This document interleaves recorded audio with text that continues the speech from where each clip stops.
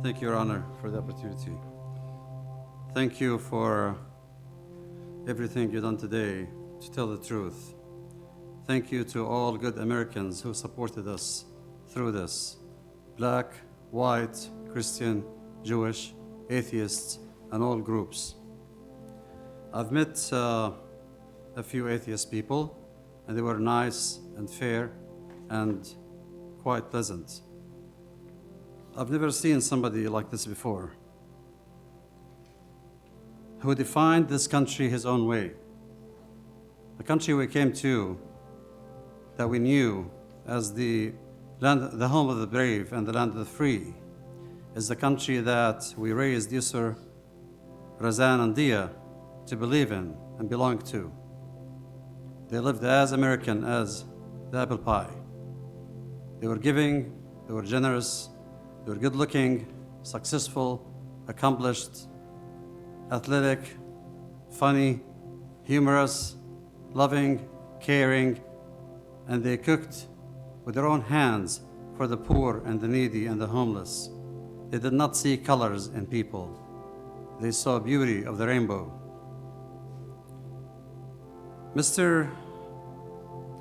I can't say his name, his whiteness is not the whiteness of America.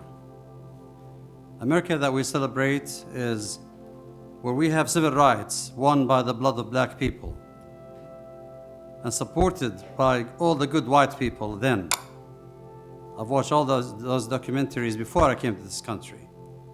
And I watched Alex Hill's Roots when I was probably 18 or 19.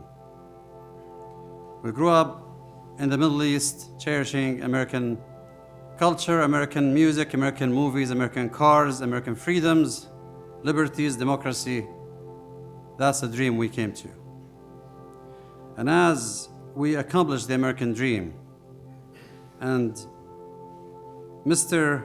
His Own White failed, he decided to zone in on the most vulnerable religion in this country.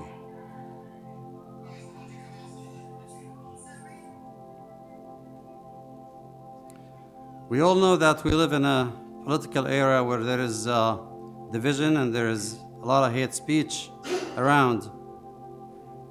But the criminal decided to zone in on the most vulnerable, most vilified religion. Since September 11, we've been victims of Islamophobia, a campaign well run and managed by people who are planned and deliberate and prominent, and it's costing them billions of dollars.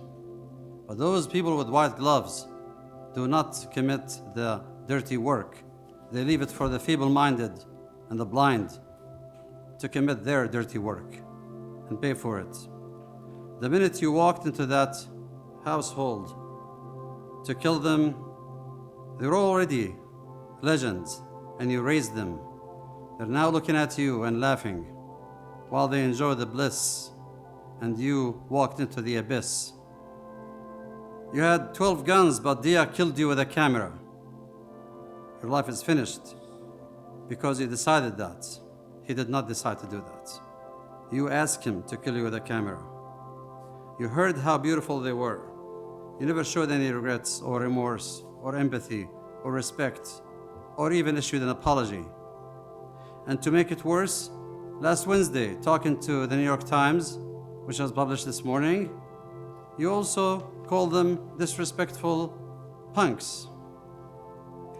I've been doing patient care for 25 years since I came to this country. I've been seeing 30 to 40 patients a day, 5 to 6 days a week. Hardly had any holidays or weekends while you were collecting guns and watching Falling Down and playing Assassin's Creed, and certainly you fell down. Today, you show the world that they're more American than you are, and they lived as Americans and died as Americans. They were raised in their faith to believe that faith teaches you to be loyal to the land you live on, and to the people you eat with, and the soil you walk on. And on the night of the crime, you went and lied about them and smeared them, not knowing that there was a camera. And we thought after you knew there was a camera, you would recant and apologize.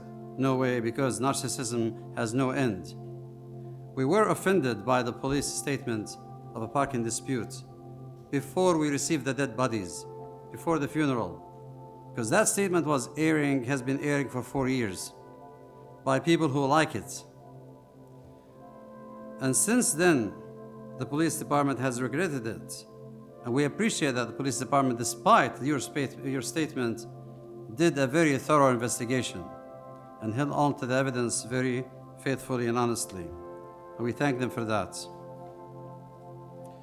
You call them punks. After all they've done, they've never sounded any profanity to you. Not only that, but the FBI officer who examined their videotapes and their computers and their cell phones, who was a young lady, very articulate, very good looking, and I know her name, I remember it, but I'm going to keep her privacy. She's been married for 7 years. She said with tears that she's never seen any media owned by such young people cleaner in her life. Not a single bad website, not a single cuss word. And she said, and I'll quote, "I can learn from Yusor, who has been married for 6 weeks, how to talk to my husband of 7 years." Just reading Yusor's his messages to Deah. Your problem is that Deah was fearless. Your definition of the respect is that a man who you perceive as lesser than you are and who is of a different race or faith should respect you by fearing you, by being intimidated by you, by being pushed around by you and told what to do. That would not happen from Deah. He was fearless, he was brave. When he opened the door, he was very calm. I've told him a few days before, if you don't take action and get a restraint order, I'm coming to your neighborhood. And Deah was so respectful and began to take action. It was a little too late.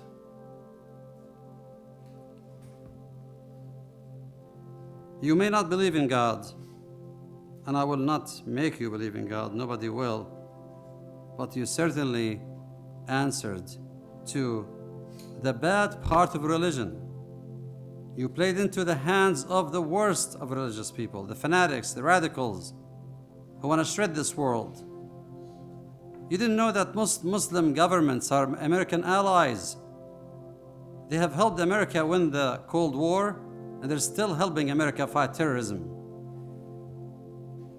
If you look at groups in the Middle East and you want to judge us by that, you need to know that the Middle East has been colonized for more than 150 years by different Western and Eastern powers and shred apart with politics, not religion. Still in the Middle East, in the Holy Land, Christians, Jews, and Muslims are living in peace and love in many spots for the last 14 centuries, since Moses, or even since Abraham. What I can assure you is this is a court of land, and this is a judgment you will pay for all your life. You'll be put behind today and forgotten about, while the world will keep talking about them and their over $1 million endowment they established. They started with refugee smiles. But there is another court we will all face when we see God. It's called the Day of Reckoning. And I don't envy you for that day, because it says, in the name of God, the most gracious and most merciful, for this reason we prescribe to the children of Israel that whoever slays a soul, unless it be for a manslaughter or for mischief in the land, it is as though he slew all mankind. And whoever keeps or revives a soul, it is as though he has kept alive all mankind. Verse 32, chapter 5, the Holy Quran. And then God said, surely those who persecute and torment the believing men and women and do not repent, they shall have the chastisement of hell and the torment of the inferno. Verse 10, chapter 85 of the Quran, and I'm sure it applies to Christianity and Judaism. You cannot persecute true believers for their belief. Today I will tell you of all colors, anybody in America who fights for freedom and democracy and equality and fights against hate and division, we're all black, regardless of our color. We're all proud of it. We're not giving in. This is our country. We claim it. We will victor, no matter what you think. Thank you, Your Honor. Yes.